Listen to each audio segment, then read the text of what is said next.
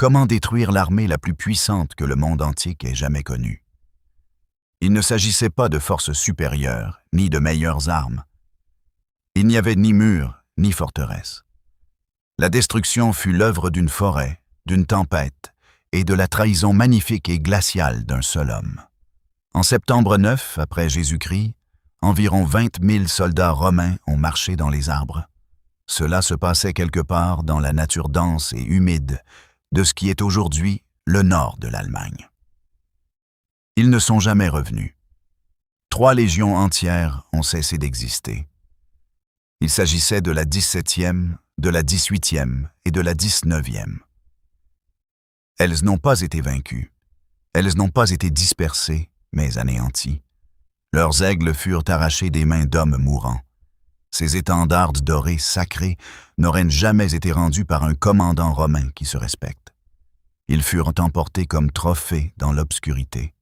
Qui était l'homme qui a orchestré cette catastrophe? Il avait mangé aux tables romaines. Il portait une armure romaine et parlait un latin parfait. Il avait obtenu la citoyenneté romaine et le rang de chevalier équestre. Pour Publius Quinctilius Varus, c'était un ami de confiance et un allié loyal. Son vrai nom était Arminius. Ce qu'il était sur le point de faire hanterait l'Empire romain pendant des siècles.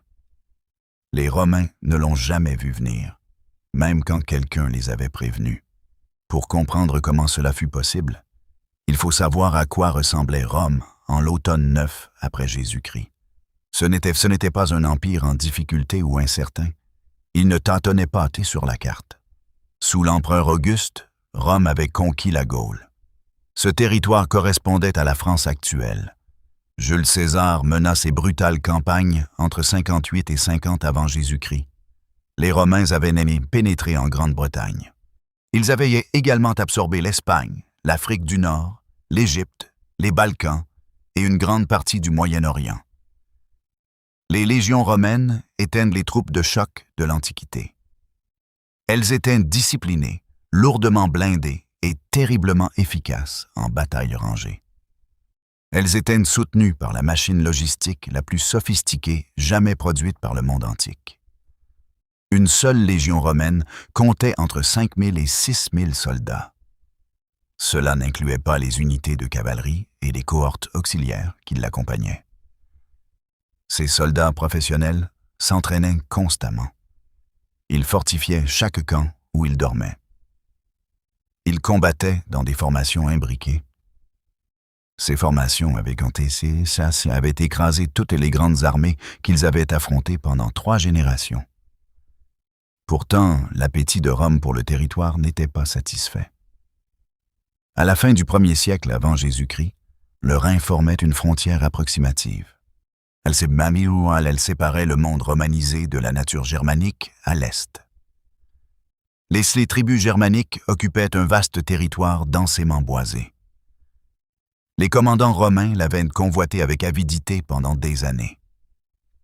Ces tribus incluaient les Chérusques, les Marses, les Chattes et les Bructères, parmi des dizaines d'autres. Aux yeux des Romains, ces tribus n'étaient pas particulièrement impressionnantes. Elles n'avaient pas de ville, pas de loi écrite formelle, pas de fortifications en pierre. Elles portaient des vêtements gros. Grossiers, elles combattaient en groupes de guerre désordonnés et chaotiques. Elles ne formaient pas de formation disciplinée. Des écrivains romains comme Tacite décrivaient leur terre avec une sorte de fascination horrifiée. Il s'agissait de forêts sombres sans fin, de marais dangereux et d'hivers mordants. En 17 avant Jésus-Christ, la tribu germanique des Sicambres avait déjà infligé une défaite sanglante à Rome. Ils avaient tendu une embuscade et détruit une légion entière. Ils avaient aussi capturé son étendard d'aigle, une humiliation qu'Auguste n'avait pas oubliée. Rome était cependant d'une persistance remarquable. En 7 après Jésus-Christ, Publius Quinctilius Varus fut nommé gouverneur militaire. Il était en charge de la nouvelle province romaine de Germanie. Son mandat était d'achever ce que César avait commencé. Varus est lui-même l'une des grandes figures tragiques de l'histoire. Sa biographie se lit comme un désastre au ralenti, attendant de se produire. Né dans l'aristocratie romaine, il avait servi comme administrateur provincial en Syrie. Là, il avait acquis une réputation d'efficacité et de fermeté. Il avait des liens avec la famille impériale. Il avait épousé une petite nièce d'Auguste. Intelligent, expérimenté en matière de gouvernance et politiquement connecté, Varus était un choix parfaitement raisonnable pour le poste sur le papier. Mais il était avant tout un administrateur, non un commandant sur le champ de bataille. Il portait en lui l'arrogance particulière d'un homme qui n'avait jamais vraiment perdu. Il arriva en Germanie avec une mission civilisatrice. Il commença immédiatement à imposer des lois romaines, des impôts romains et des systèmes judiciaires romains. La population n'avait pourtant rien demandé de tout cela. Selon l'historien Cassius Dio, Varus traitait les peuples germaniques comme s'ils étaient déjà des sujets entièrement conquis. Il collectait des impôts et exigeait des soumissions légales. Cela exaspérait même les chefs qui étaient prêts à coopérer avec Rome. Il commandait 3 légions complètes. Il s'agissait des 17e, 18e et 19e légions. Il avait aussi 3 détachements de cavalerie et 6 cohortes d'auxiliaires. À pleine puissance, sa force comptait entre 15 000 et 20 000 combattants. Des milliers de serviteurs, d'esclaves, de marchands et de civils suivaient l'armée. C'était une ville en marche, lente, vaste et extrêmement confiante. Dans cette situation entra Arminius. C'est là que l'histoire passe d'un arrière-plan politique à quelque chose de bien plus sombre. Arminius est né vers 17 avant Jésus-Christ. Il était le fils de Ségimer, un chef de la tribu des Chérusques. Cette tribu était l'un des groupes germaniques les plus puissants à l'est du Rhin. Dans le cadre de la politique romaine visant à s'assurer la loyauté des élites frontalières, de jeunes nobles germaniques s'étaient parfois emmenés à Rome. Ils servaient d'otages diplomatiques. Ils y étaient éduqués, romanisés. Puis, ils retournaient auprès de leur peuple comme intermédiaires utiles. Arminius et son frère Flavus étaient 2 de ces otages. Ils furent emmenés à Rome alors qu'ils étaient garçons, probablement vers 1 après Jésus-Christ. Là, Arminius reçut une éducation complète sur tout ce que Rome avait à offrir. Il apprit le latin avec une fluidité suffisante pour l'utiliser dans des négociations politiques complexes. Il absorba la doctrine militaire romaine. Il étudia les formations, la logistique, les structures de commandement et les tactiques psychologiques. Tous ces éléments rendaient les légions si meurtrières. Il obtint la citoyenneté romaine. Il fut élevé au rang d'éque, essentiellement un chevalier romain. Il servit avec distinction comme officier de cavalerie auxiliaire. Cela se produisit très probablement pendant la brutale grande révolte illyrienne de 6 à 9 après Jésus-Christ. Il y vit de première main la puissance et les vulnérabilités de la machine militaire romaine. Il était, à tous égards, une réussite du pouvoir d'influence impérial romain. Imaginez ce que ces années à Rome ont dû lui faire. Enfant, il fut arraché à sa patrie. On le paradait dans la capitale d'une civilisation qui considérait son peuple comme à peine mieux que des animaux intelligents. Il observait la machine du pouvoir romain écraser toutes les cultures qu'elle touchait. Et ensuite, on s'attendait à ce qu'il retourne chez lui et serve d'instrument souriant. Nous ne savons pas exactement quand Arminius a pris sa décision. C'était peut-être à Rome, en observant les esclaves et les spectacles. C'était peut-être en Illyricum, en voyant ce à quoi ressemblait la civilisation romaine. Il l'a vu du côté tranchant d'un glaive. Ce que nous savons, c'est qu'au début de 9 après Jésus-Christ, sa décision était prise. Il était revenu en Germanie comme commandant auxiliaire de confiance sous l'autorité directe de Varus. Il allait détruire les légions. Il allait utiliser tout ce que Rome lui avait appris pour y parvenir. La conspiration qu'Arminius a mise en place fut un chef-d'œuvre de tromperie patiente et de sang-froid. Il n'a pas abordé chaque chef germanique ouvertement. Cela aurait été suicidaire. Au lieu de cela, il rencontra des dirigeants clés dans des clairières secrètes au plus profond de la forêt. Il jouait sur un mélange de ressentiment et d'identité partagée. Les collecteurs d'impôts et les fonctionnaires de justice de Varus avaient aliéné les nobles germaniques. Ceux-ci avaient pourtant été auparavant des alliés romains. Arminius utilisa habilement cette colère. Il recruta des guerriers parmi les Chérusques, son propre peuple. Il forgea également des alliances avec les Mars, les Chattes, les Bructères, les Chauques et les Sicambres. Au total, la coalition qu'il assembla comptait entre 12 000 et 18 000 guerriers. Ils étaient issus d'au moins 5 groupes de tribus distincts. C'était une réalisation presque miraculeuse selon les normes de la politique germanique. Ces peuples s'étaient querellés pendant des générations. Ils étaient maintenant unis par l'objectif unique et ardent de tuer des Romains. Tout le monde n'était pas d'accord. C'est ici que l'histoire prend une tournure particulièrement horrible. Quelqu'un tenta de l'arrêter. Ce geste, un puissant chef chérusque, avertit Varus à plusieurs reprises. Il était, douloureusement, le propre beau-père d'Arminius. Il déclara qu'Arminius préparait une révolte. Ce geste était pro-romain et avait reçu des honneurs et des privilèges de l'Empire. Il avait des raisons personnelles supplémentaires de mépriser Arminius. Le jeune homme avait, par un acte d'arrogance défiante, enlevé et épousé Thusnelda. Elle était la fille de Ségeste et était déjà fiancée à quelqu'un d'autre. Ce geste alla voir Varus directement plus d'une fois. Il lui dit clairement qu'Arminius complotait contre Rome. Varus le renvoya. Selon les sources anciennes, Varus pensait que Ségeste était simplement un vieil homme amer. Il créait des problèmes pour un gendre qu'il détestait. C'était, sans doute, l'acte de confiance mal placé le plus catastrophique de l'histoire des légions romaines. À la fin de l'été 9, après Jésus-Christ, Varus et son armée avaient passé la saison de campagne à l'intérieur de la Germanie. Ils tenaient des cours, arbitraient des conflits locaux et menaient des affaires administratives. Ces activités n'étaient pas des opérations militaires. Alors que l'automne commençait à s'installer, il était temps de ramener les légions à leur quartier d'hiver. Ceux-ci se trouvaient à la forteresse d'Aliso, sur la rivière Lippe. C'était un voyage d'environ 100 000 Romains à travers un terrain de plus en plus dense et difficile. C'était le moment qu'Arminius avait préparé tout l'été. Il fabriqua des renseignements sur une rébellion. Elle éclatait parmi les tribus germaniques au nord-ouest, sur le territoire des Bructères. Il présenta cela à Varus non pas comme une nouvelle alarmante.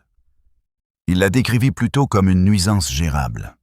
C'était le genre de perturbation tribale mineure qui exigeait l'attention personnelle du gouverneur. Il offrit même de diriger sa cavalerie auxiliaire germanique en avant de la colonne principale. Son objectif était de reconnaître la route et de préparer le chemin. Varus, qui faisait entièrement confiance à Arminius, accepta sans hésitation. Le piège était amorcé, tendu et sur le point d'être déclenché. Imaginez la colonne romaine qui commença à se déplacer début septembre 9 après Jésus-Christ. Elle comprenait 3 légions complètes, des unités de cavalerie, des cohortes auxiliaires et de l'artillerie. Il y avait aussi des chariots de bagages, des troupeaux d'animaux de bas et des milliers de civils. C'était toute la masse encombrante d'une armée romaine en mouvement. Les estimations suggèrent que la colonne s'étendait sur peut-être 15 à 20 kilomètres. C'était le cas lorsqu'elle était entièrement déployée sur une route forestière. La route recommandée par Arminius ne suivait pas les larges routes militaires défrichées que les Romains utilisaient normalement. Au lieu de cela, elle serpentait à travers la forêt de Teutoburg. C'était une région de forêt dense de chênes et de hêtres. Elle était entrecoupée de vallées marécageuses, de ravins étroits et de collines. Ces collines pressaient des 2 côtés du chemin. Des fouilles archéologiques modernes près de Kalkriis ont identifié cet endroit comme le plus probable. Il est situé à environ 20 kilomètres au nord de l'actuel Osnabrück. Ici, une longue crête appelée Kalkriis Hill force tout chemin nord-sud dans un couloir étroit. Ce couloir se situe entre la pente et un vaste marais à l'ouest. C'était la zone de destruction parfaite. Arminius l'avait choisi avec une connaissance précise et experte. Il connaissait à la fois le terrain et la doctrine tactique romaine. Puis le temps changea. Alors que la colonne s'enfonçait dans la forêt, le ciel s'ouvrit. La pluie s'abattit sur les arbres en rideau gris. Elle transforma le sentier étroit en un ruban de boue. Les légionnaires, dans leur lourde armure de fer et leurs sandales cloutées, commencèrent à glisser et à trébucher. Les chariots de bagages s'enlisèrent. Les chevaux de la cavalerie peinaient sur le sol marécageux au pied de la colline. La formation sur laquelle les commandants romains comptaient, serrés et disciplinés, commença à s'étirer et à se fragmenter.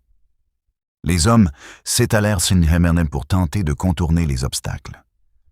La colonne ralentit à pas d'homme, puis encore plus. Des arbres massés tombés apparurent mystérieusement en travers du chemin. Cela força les soldats à se frayer un passage dans les broussailles liées pour les contourner. Ces obstructions n'étaient pas des accidents. Les hommes d'Arminius les avaient préparés à l'avance. Ils avaient également dressé des remparts de terre et des barricades en bois. Ces dispositifs canalisaient de la colonne romaine exactement là où les embusqués le désiraient. Et puis, selon les sources, le 8 ou le 9 septembre, Arminius attaqua. L'assaut initial vint de partout à la fois. Des guerriers germaniques, silencieux dans les broussailles pendant des heures surgirent des arbres des deux côtés de la colonne. Ils lancèrent des javelots, langones, une lourde lance de jet avec une longue hampe de fer, à bout portant dans la masse compacte des soldats romains. Avant que les légionnaires ne puissent former de formations défensives en tortue, l'attaque se déplaça simultanément sur les flancs et à l'arrière. Elle frappa la colonne à de multiples endroits. Ainsi, aucune section ne put en renforcer une autre. L'étroit sentier forestier, normalement voie d'avance de la colonne romaine, devint son cercueil. L'infanterie romaine, dans ses formations serrées caractéristiques, avait besoin d'espace. Il fallait de l'espace pour étendre leurs boucliers. Il fallait de l'espace pour utiliser leurs épées gladius à courte portée. Il fallait de l'espace pour manœuvrer et répondre aux mouvements de flanc. Dans ce goulot d'étranglement entre la colline et le marais, ils n'en eurent aucun. Les hommes trébuchaient les uns sur les autres dans la boue. Les officiers hurlaient des ordres. La pluie et les cris des mourants les étouffaient. La première journée fut dévastatrice, mais pas encore catastrophique. La colonne romaine réussit à repousser l'assaut initial, subissant de lourdes pertes. Varus ordonna la construction d'un camp fortifié. C'était exactement ce que la doctrine militaire romaine exigeait. Travaillant toute la nuit sous une pluie incessante, épuisés et secoués, les légionnaires creusèrent des fossés et élevèrent des terrassements. Cette tâche fut exécutée avec la discipline inculquée par des années de service. Cela leur offrit une nuit de sécurité relative. Mais ils se trouvaient toujours au milieu de la forêt, Ils étaient à des kilomètres de toute garnison romaine. Les guerriers d'Arminius les encerclaient de tous côtés, invisibles dans l'obscurité.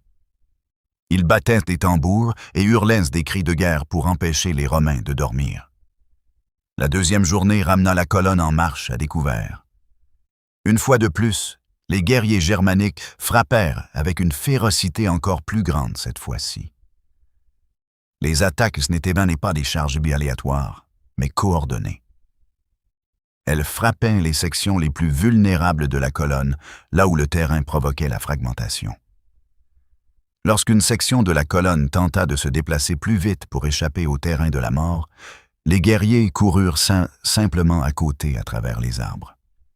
Ils les frappèrent à nouveau dans le défilé suivant. Les pertes germaniques étaient réelles.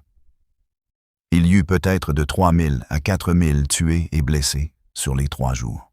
Cependant, Face à un ennemi utilisant des tactiques de guérilla dans sa propre forêt, même ses pertes ne purent ralentir l'assaut.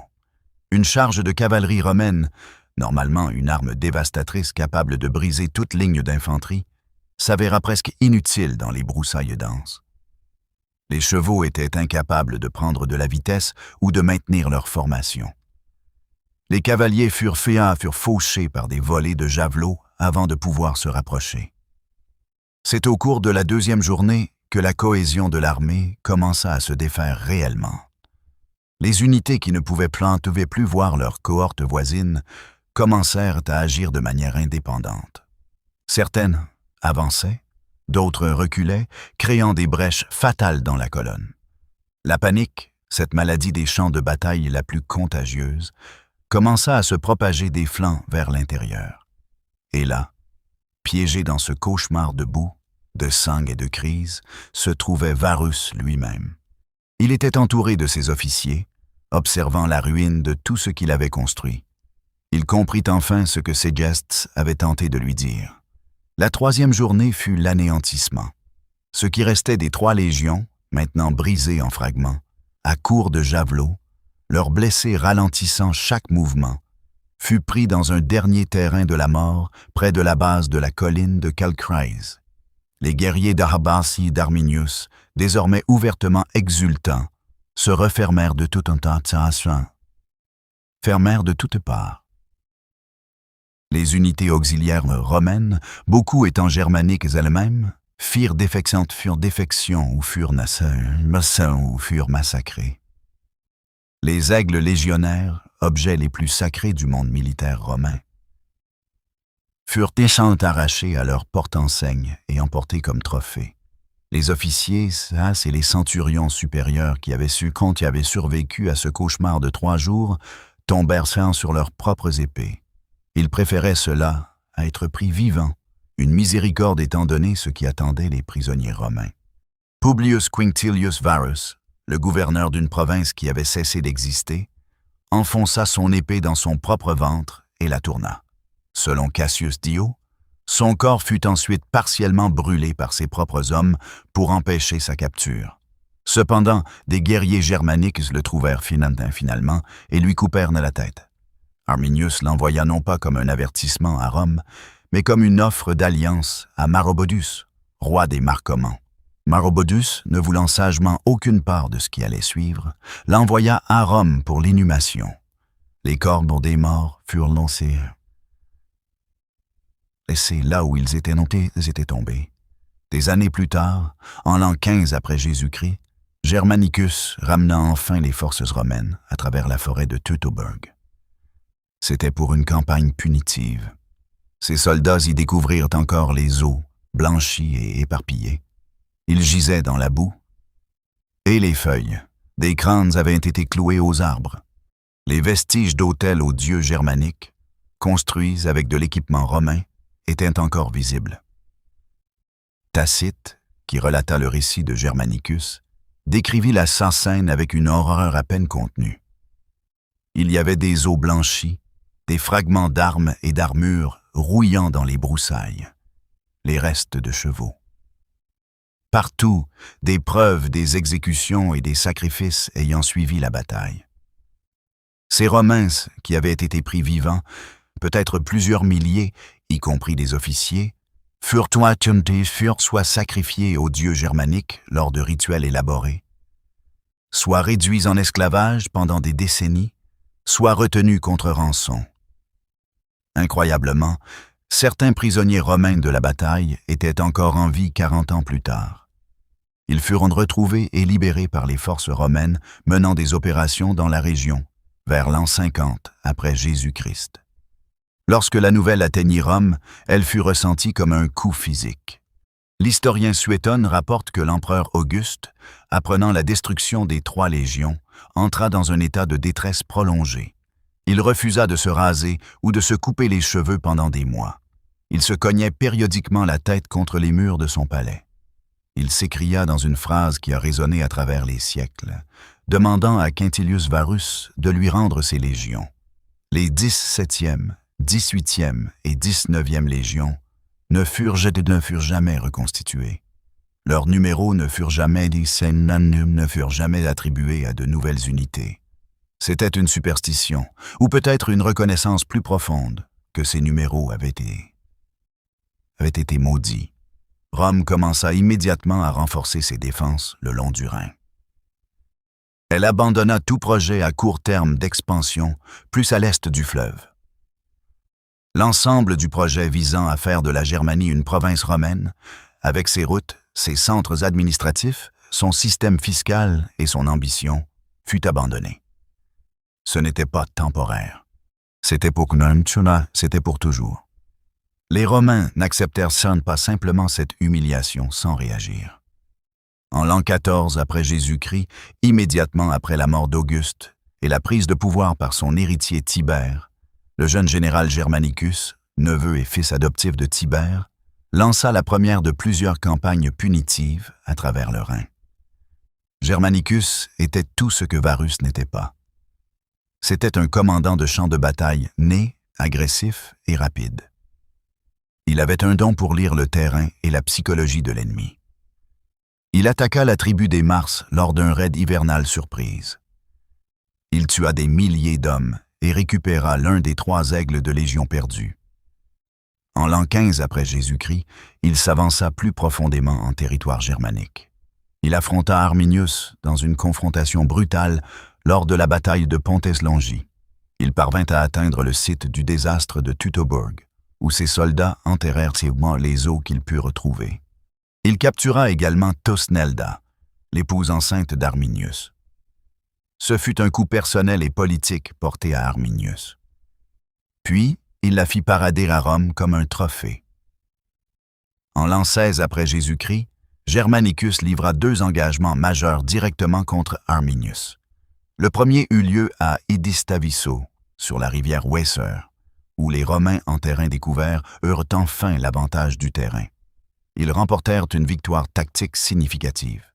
Le second se déroula au mur d'Angrivarian, où Arminius tenta une autre embuscade forestière et fut de nouveau vaincu. Il s'échappa blessé seulement parce que des guerriers germaniques combattant pour Rome le reconnurent et le laissèrent partir par respect pour sa renommée.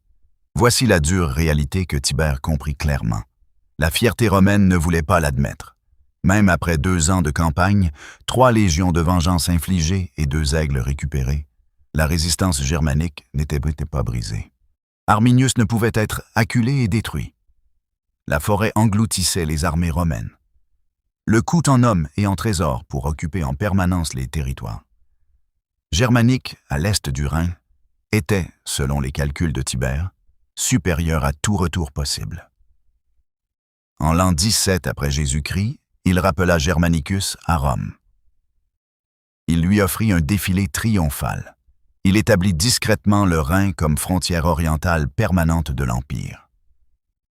Le 3e aigle de Légion ne fut récupéré qu'en l'an 40 et un après Jésus-Christ, sous l'empereur Claude. Cela se produisit 32 ans après sa perte. Ce fut le point final, tardif, de la pire catastrophe militaire de Rome. Arminius ne vécut pas assez longtemps pour savourer un long triomphe sur Rome.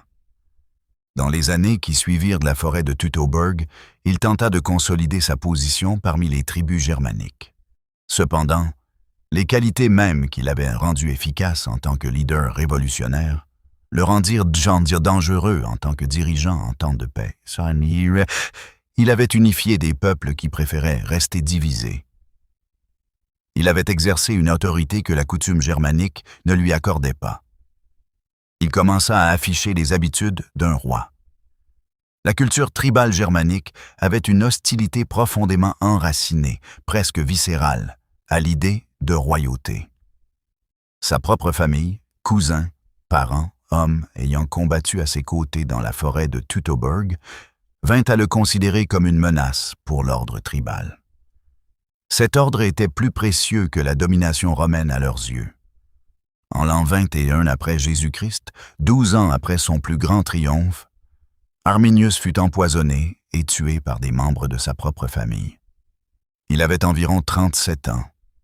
L'historien romain Tacite, qui n'était pas un admirateur des ennemis de Rome, écrivit de lui avec une admiration non dissimulée. Il déclara qu'Arminius était sans aucun doute le libérateur de la Germanie. Il avait défié Rome non pas à ses débuts, comme d'autres rois et commandants l'avaient non fait, mais au sommet de sa puissance. À quoi aurait ressemblé l'Europe si Arminius avait échoué? Si Varus avait écouté l'avertissement de ses gestes, les choses auraient peine pu être différentes. Si le temps s'était maintenu, l'issue aurait changé. De même, si la route à travers la forêt de Teutobourg avait été légèrement plus large, cela aurait aidé.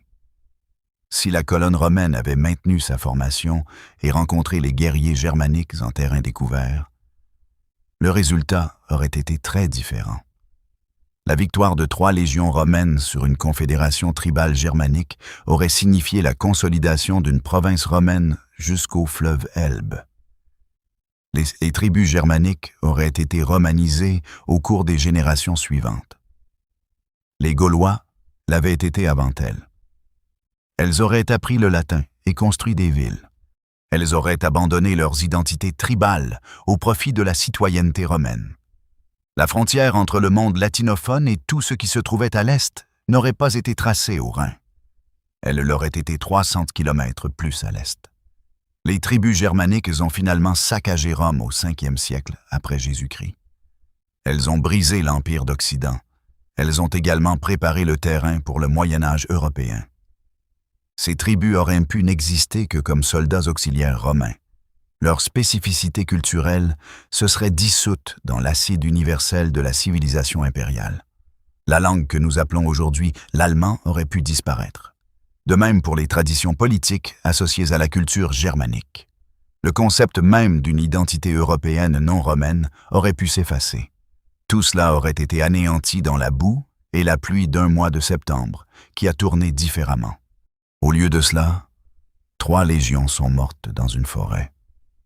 Environ 20 000 hommes furent tués. Cela s'est passé au cours de 3 jours humides, froids et terrifiants.